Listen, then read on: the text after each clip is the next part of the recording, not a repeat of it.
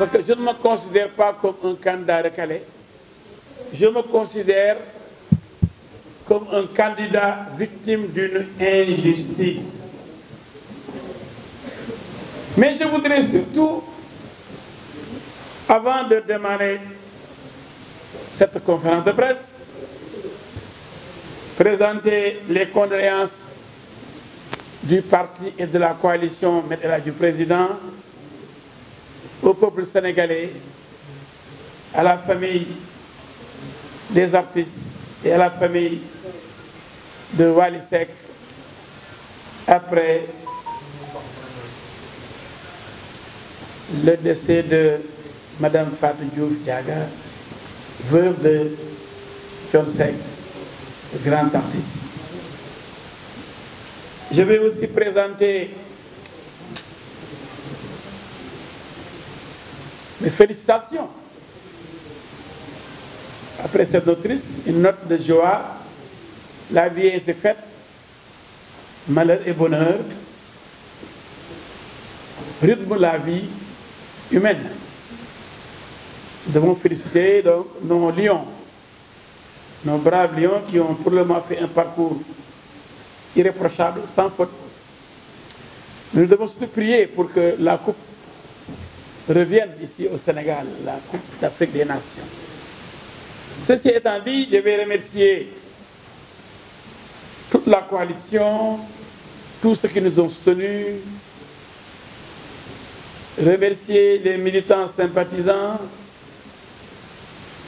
mais réserver quelques mentions spéciales à Damso qui est là, le lion du Ndoukoumane, qui à lui seul nous a donné plus de 55 000 parrainages. Donc lui seul aurait réglé la question du parrainage. Entre Mbégué, Nibi, Kaffrine, Lambaye et Touba, il nous a vraiment surpris et impressionnés. Nous devons remercier Hassan Kenelefa de Dakar aussi, qui nous a permis de déposer plus de 15 000 parrains, mais il y en avait plus de 30 000. On a choisi la moitié qu'on a déposé. Nous avons le jeune Babacar Diop qui nous a remis plus de, c'est à Dakar, 2000. Nous avons des militants très engagés. Nous avons la Lionne de Mbour Réfal. Nous avons Kaolak Chérou, le président Chérou qui est le petit-fils de Bagnas, qui nous a remis plus de 4000 parrainages. Nous avons surtout le tout-couleur, notre esclave Moussassi, qui a donné plus que les Sérères du Sine. Il nous a remis plus de 11 000 parrainages venant de Matam, de Ourossogui, de Kanel, donc du Fouta, pour montrer notre représentativité. Nous ne pouvons pas ne pas remercier Hassan Manka de Nioro. Nous ne pouvons pas oublier le travail remarquable joué par Mme Fatou Fall, qui m'appelle de Louga, notre responsable, de Adamassi aussi de Kaffrine, de Yamassi de Koungheul, de Bakary Konté de Kolda, de Amadou Keïta de Kédougou, de Mme Diop de Ziguinchor, de Fatou Sanguini de Ziguinchor, nos amis de Bunkiling. Nous avons eu à Sédhiou plus de 10 000. Nous avons sélectionné 6 000. Ce qui nous a été demandé a été fait. Et je m'en explique. Il faudrait qu'on soit plus intelligent dans ce pays, parce que quelque part, on nous prend pour des demeurés et nous acceptons d'être des fous, pour ne pas dire des idiots, tout simplement. Je m'explique.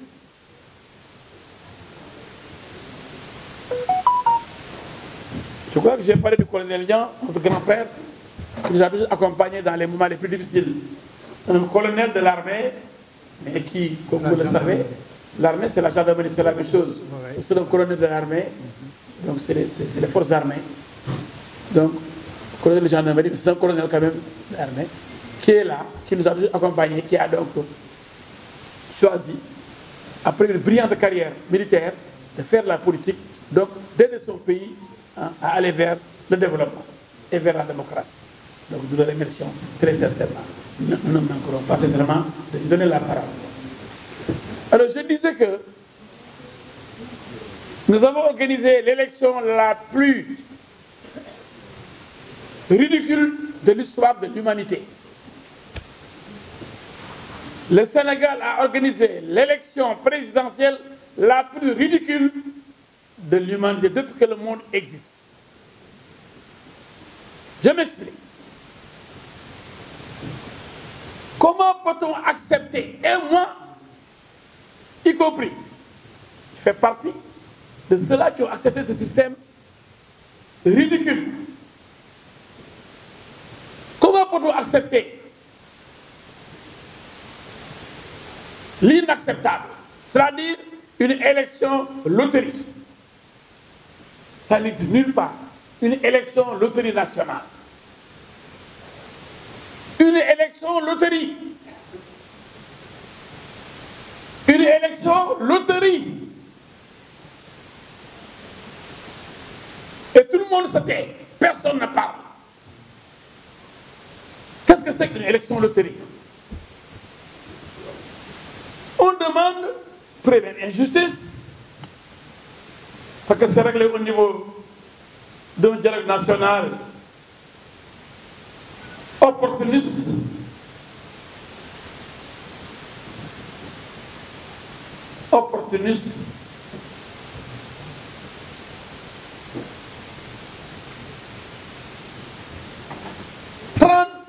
excusez-moi, 13 députés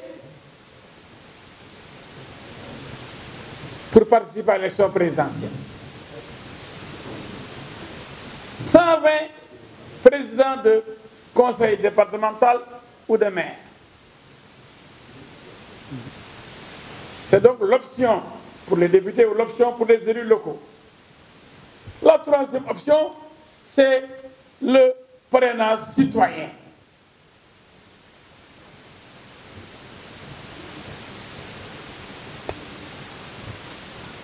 J'ai bien dit 13 députés, non?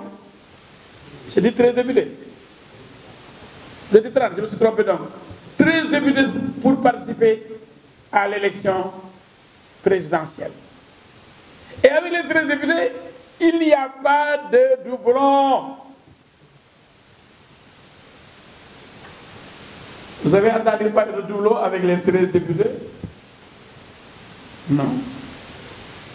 Les 120 élus locaux, vous avez entendu parler de doublon pour Amadouba qui a choisi cette option? Non. Mais pour l'option la plus difficile,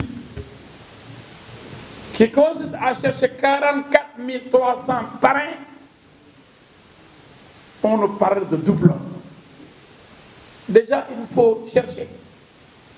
ñeent fukki junni ak ñeenti junni ak ñetti téeméeri nit.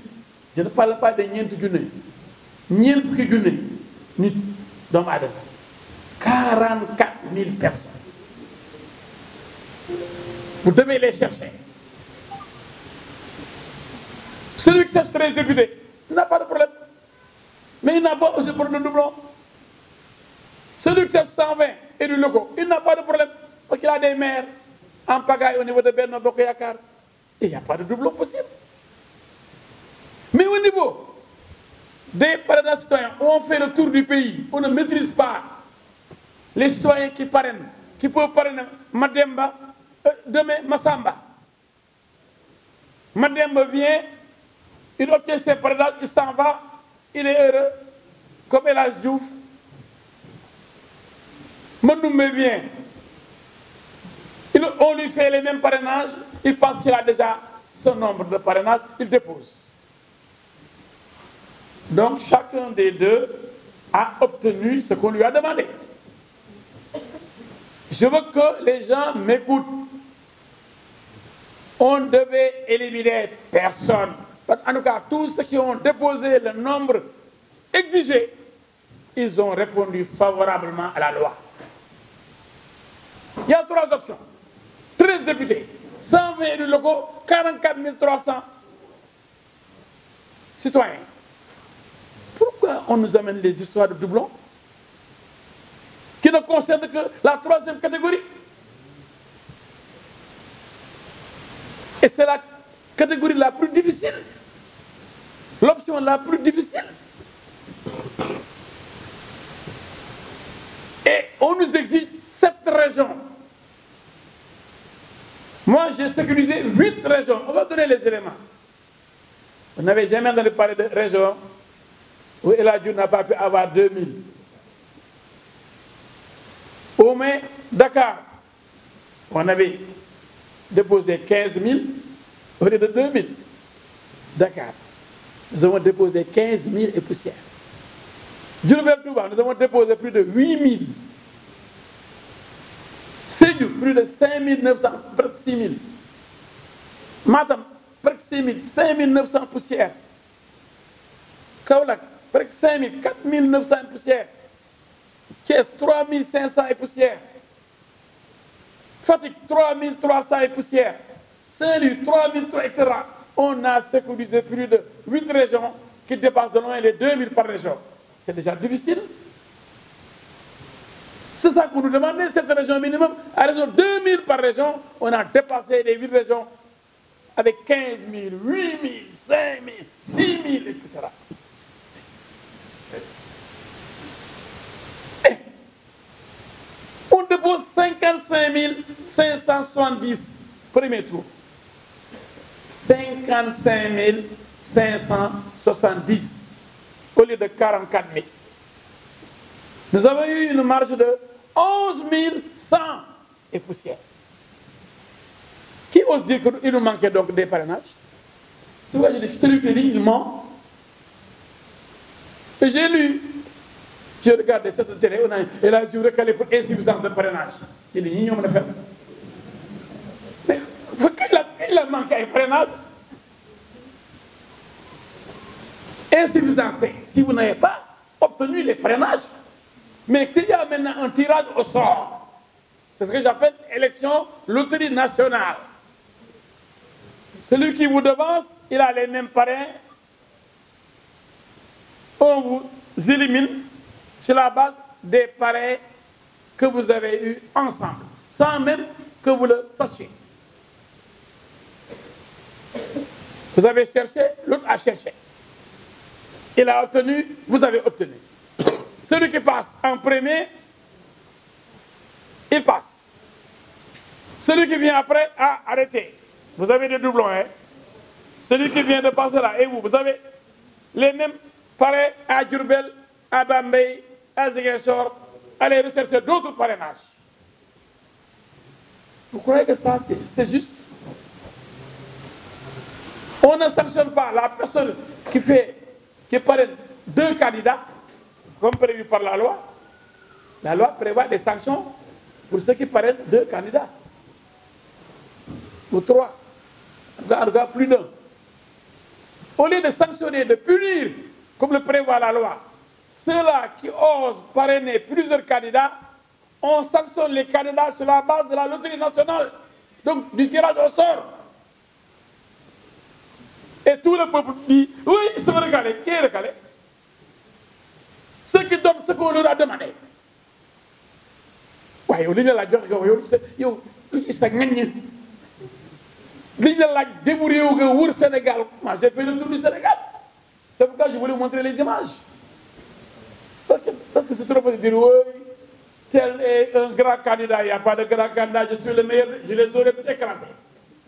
Je les aurais surpris comme Macky Sall avait surpris les Moustapha Niasse et les Ousmane Tanor Dieng. Billahi. 2 mois durant, ma famille ne m'a pas vu. J'étais à l'intérieur du pays.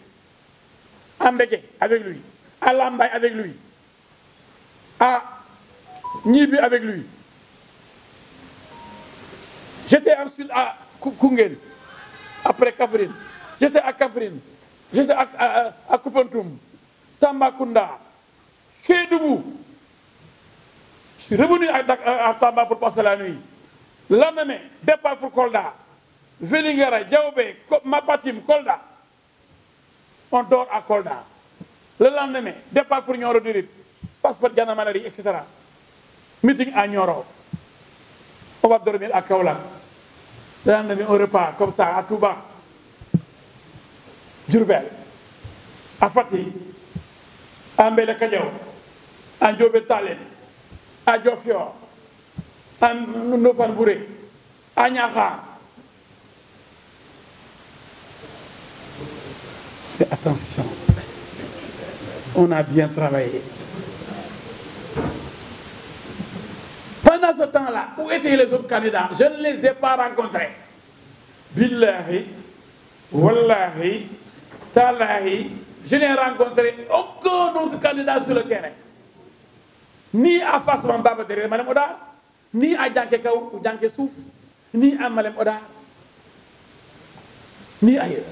Ni à Kaoulak, ni à Medina Baye, ni à Sar Nimzat.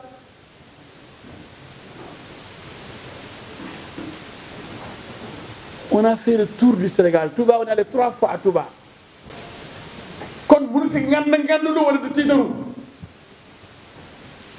Peut-être que des une chance, qui tirage au sort, le premier ou le deuxième, voilà, l'élection, l'option des députés, l'élection, en passant par l'option des députés ou des élus locaux.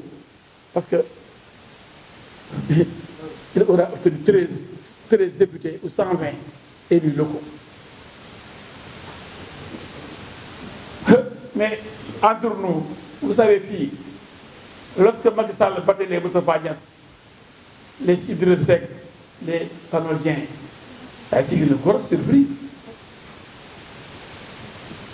Parce qu'il était sur le terrain au nom de Moustapha Niasse, soit Tanor Dieng, Idriss Seck. Le jeune Macky Sall, chassé de l'Assemblée nationale par Abdoulaye Wade, est allé sur le terrain, faire le tour du pays, obtenir une majorité pour les battre après. C'est ce que j'ai fait exactement. Parce que personne n'avait vu venir Macky Sall. Mais personne n'avait vu venir même El Hadji. Donc la popularité dépasse quand même Dakar et les frontières du pays. Et l'élection présidentielle, c'est la rencontre entre un homme et son peuple. C'est pourquoi j'ai voulu montrer des images. Parce que l'image est plus éloquente que la parole pour convaincre. Les foules qui me suivaient partout, des milliers et des milliers de personnes, des femmes, des jeunes, des vieux, qui m'ont suivi pendant des années. C'est pourquoi le portrait là, je l'ai aimé de Lady Mendaou. Parce que c'est... Voilà. Vous pouvez tourner et leur montrer quelques images.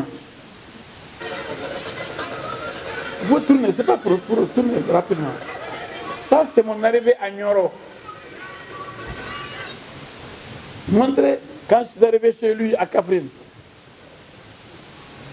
Si vous avez les images. Je continue. Donc, voilà pour tourner.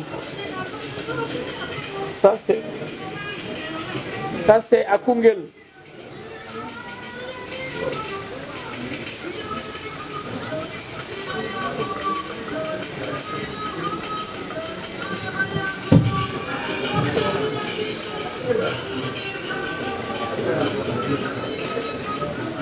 Je vais montrer Kaffrine aussi. Donc, ça c'est Koungheul. Les foules sont sorties. Voilà, ça, tournez rapidement.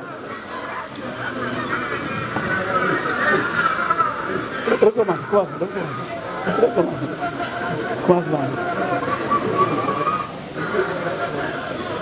Vous avez des fiches de parrainage?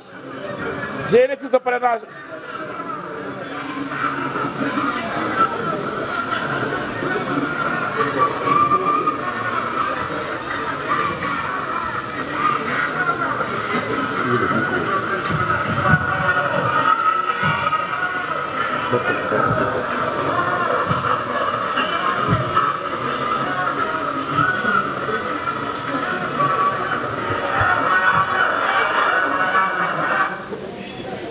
C'est des milliers et des milliers de personnes qui m'ont accueilli partout.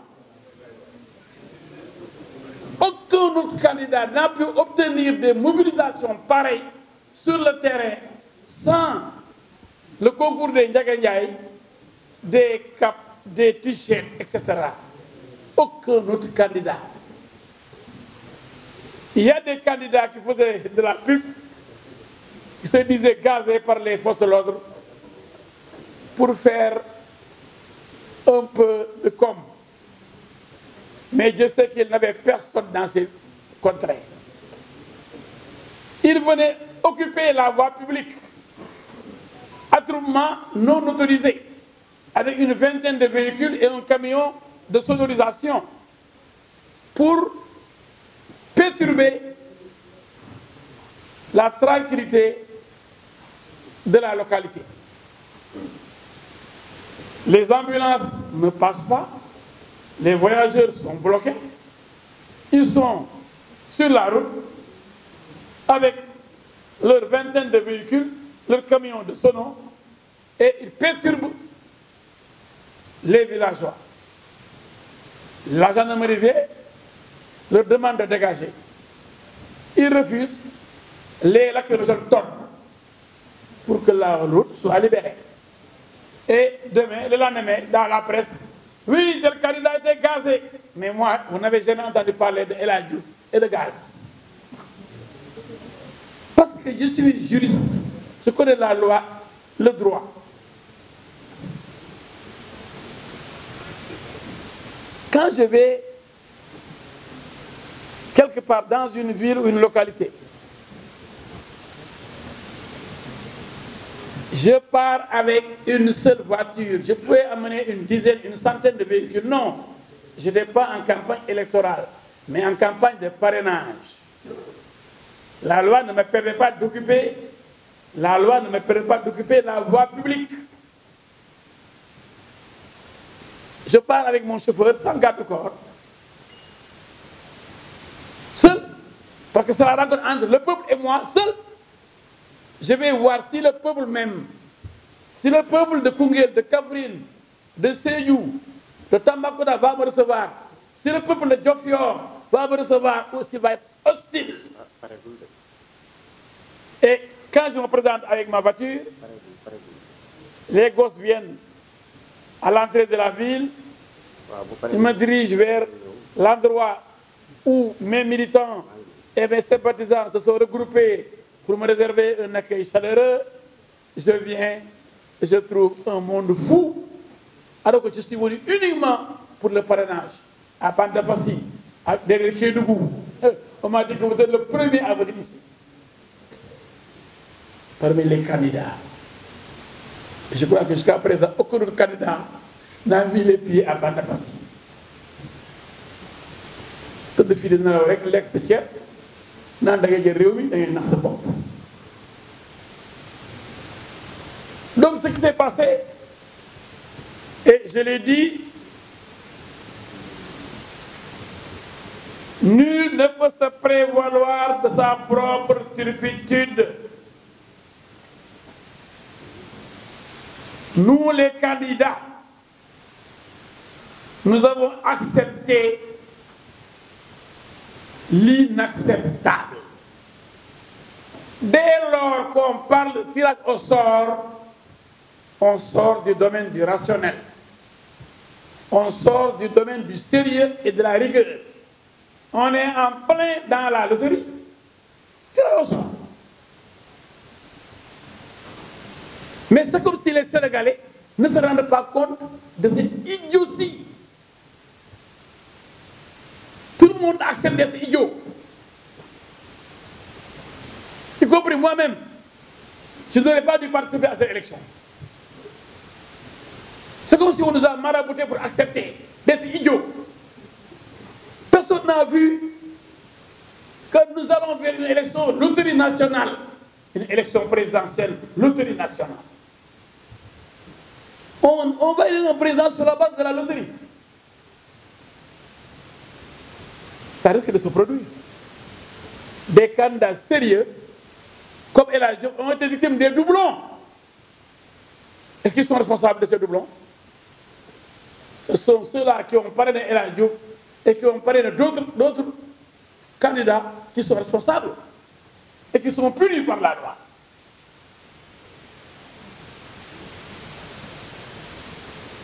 Comment peut-on accepter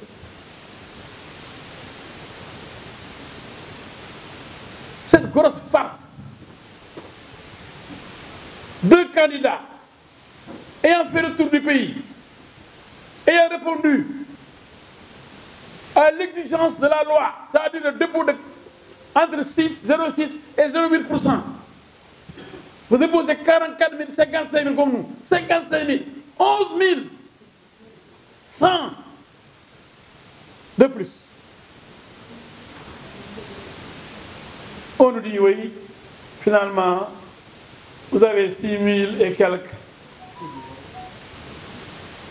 d'éléments qui ne sont pas connus, qui sont inconnus du fichier électoral. 8 521 doublons. Finalement, pourtant vous avez une marge de 11 100. 6 plus 8, ça fait 14. Vous avez perdu 14 000. Vous allez chercher 3 000 et poussières. Nous revenons, nous déposons 8 500 au lieu de 3 000. Parce qu'on ne peut que remplacer le doublon et non les éléments inconnus. Donc vous avez le droit de déposer un nombre égal au nombre de doublons, entre guillemets. Parce que moi, je ne vois pas de doublons. On peut l'inventer. Je n'en sais rien. On peut l'inventer pour vous éliminer. Vous dites, vous avez des doublons. Vous êtes éliminé. Mais ça, c'est trop facile. Second tour, alors que je l'ai passé donc au premier tour, admis d'office. Et là, Dieu doit chercher moins de 4 000. C'est vrai. Je dépose 8 500. On m'enlève 5 000. Par de 5 000 doublons. Il vous reste 3 500 sur les 8 500. Et je cherchais moins de 4 000. Au total, voilà. Total de, j'ai déposé au total 64 087 parrains. Total déposé 64 087. C'est pourquoi celui qui dit El Hadji dafa manqué les ba ne ko da ngay fenn carrément ku taxawoon dama manqué les rek da ngay fenn billahi lan laa manqué la il laaj ma ñeent fukki junni ak ñeent ma joxe juróom fukki junni ak juróom fukk ak juróom-ñaar fukk ñeent fukki junni lañ ma laaj xam nga déjà c'est mettre un nom 2 fois se tromper mettre ab Amadou Ndiaye 2 fois sur les 44 000, aucun doublon interne. Parce qu'on avait un logiciel, on avait pris 10 informaticiens qu'on payait, on avait loué 10 ordinateurs, on avait une vingtaine de gosses qui travaillaient en équipe nuit et jour. Les gens sont là, ils ne me laisseront pas mentir. Bibo lui dormait chez moi. C'est lui qui coordonnait l'équipe technique, les jeunes qui s'occupaient de l'informatique et des fiches. Donc, doublon externe, 13 452. Et 13 000 doublons externes. Fukki junni ak ñetti junni yoo xam ne yaa ngi ko bokk ak ñeneen. Total des parrains validés 43 505. On demandait 44 000. Même si on devait repêcher, je suis le premier recalé, parce que personne n'a eu 43 000 à part moi pour être recalé. Malgré tout ce qu'on a fait pour me retrancher, pour me retirer 13 000 doublons externes et 7 130, ça fait 20 000, 21 000 qui ont été annulés. Alors que c'est de bons parrainages. Je me retrouve avec 43 505 parrains validés. On devrait 44 000 sur 43 505. C'est pourquoi je dis, voilà un système, vous avez vu les éléments, voilà un système injuste, un système insolite, un système idiot. Idiot. On n'aurait jamais dû accepter de participer à ces élections-là. Lorsqu'on a dit tirage au sort pour créer des doublons, il fallait refuser. Mais tout le monde a été opportuniste. Les gens sont allés voir des marabouts pour prier, pour passer devant. Pour avoir la chance de passer avant les autres. Vous croyez que ça, c'est normal dans une élection? C'est ce que j'appelle élection loterie. Des gens sont allés voir des marabouts. Parce que moi, je connais beaucoup de marabouts qui m'ont parlé de ça. Il a demandé de beaucoup de choses. Mais nous, nous avons pour m'escroquer. Personne ne va m'escroquer, moi. Pourtant, nous avons dit, pourtant, nous avons dit, les gens vont voir des marabouts pour passer les premiers pour ne pas avoir de doublons. Finalement,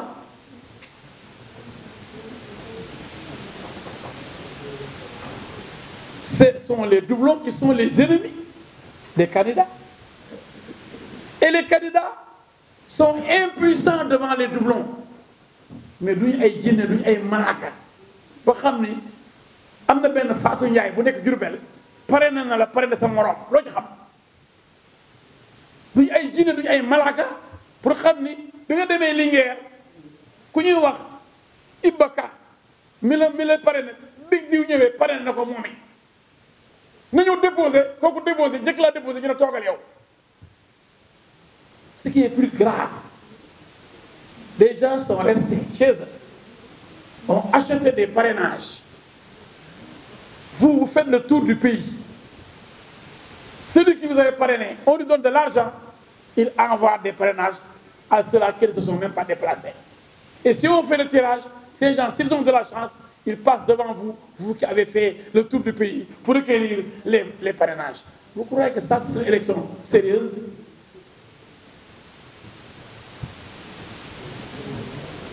Ce que je dis là, malheureusement, c'est comme si on avait marabouté les Sénégalais pour qu'ils n'essaient même pas de comprendre. Tout le monde subit. C'est comme si les gens n'ont pas la capacité de rejeter, de dénoncer une élection loterie nationale. Tout le monde accepte quoi? Oui, 20 sont passés, oui, 21, oui, 93, oui. Personne n'est ici.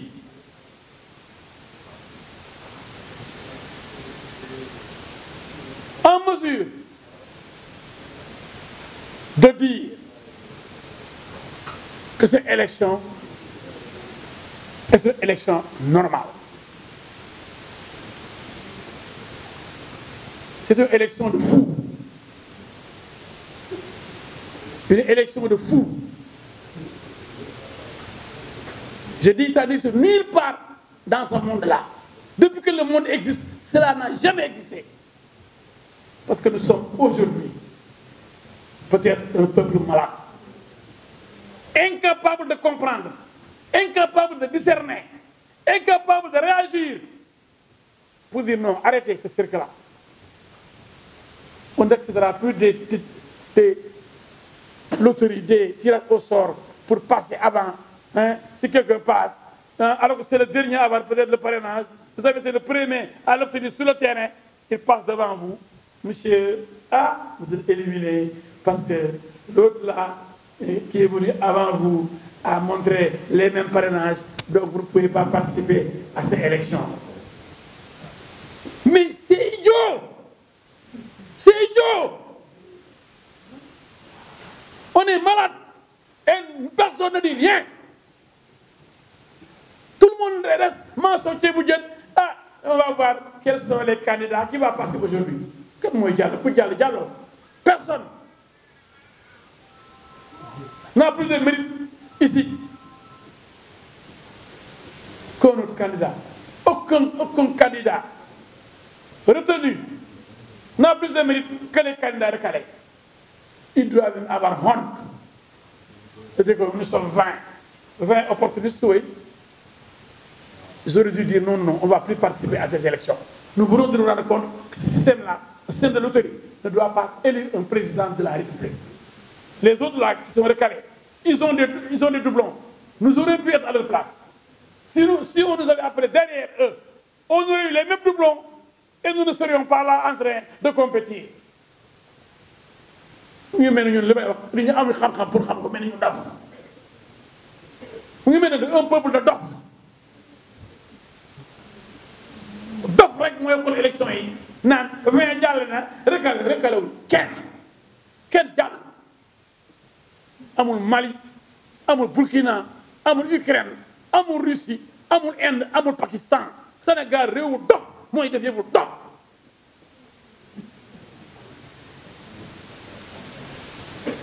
ñëpp ni miig di pat naan nañ dem yónni sunu représentants yi ñu ñaa ngi dem di xool ñan ñooy jàll ak ñu jàllu. Même man ci dof yi laa bokk parce que waru mën a nangu loolu. J'ai dit à commencer par moi-même. Je l'ai dit dès le début. On n'aurait pas dû accepter de participer à ces élections-là depuis qu'on nous a parlé de tirage au sort, donc de loterie nationale. Une élection loterie n'est pas une élection. C'est du n'importe quoi. Mais prenez par exemple Amadou Ba. Prenez Karim Meïssa Wade. Prenez Habib Sy. On a accepté le parrainage.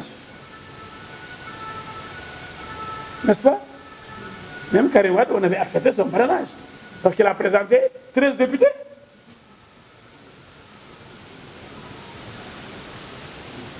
S'ils avaient opté pour le parrainage citoyen, Amadou Ba aurait pu ne pas être candidat. Parce que s'il a les mêmes parrainages que les autres, les doublons risquent de l'éliminer. C'est pourquoi il n'a pas pris le risque. Malgré ces 3 millions de parrainages, il avait dit qu'il y avait 3 millions, 4 millions, il n'a pas osé prendre ces parrainages-là. Quel Modoff. Si le tirage l'amène derrière, il était très éloigné derrière. Amadou Ba. S'il a les mêmes parrainages que El Hadji Diouf, qui était 7e, il serait éliminé. Ce serait grave qu'un pouvoir sortant ne puisse pas avoir de candidat à cause du tirage au sort et des doublons. C'est pourquoi ni Karim Meïssa Wade, ni Amadou Ba, ni Ousmane Sonko, ni Habib Sy n'ont osé aller vers le parrainage citoyen. Il n'y a pas d'eau. Parce que lui, il fait nerf. Parce qu'au dialogue, ils se sont entendus pour dire que si vous avez 13 députés, vous allez compétir. Mais ça, c'est de l'arrangement. Ça, c'est honteux. C'est injuste. C'est de l'opportunisme de droit.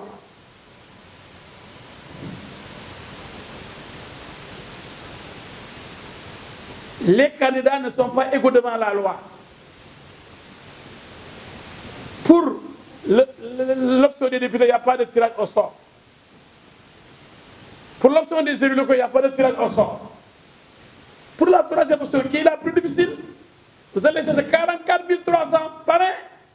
Il y a après un tirage au sort pour éliminer les gens à cause des doublons dont les candidats ne sont pas responsables.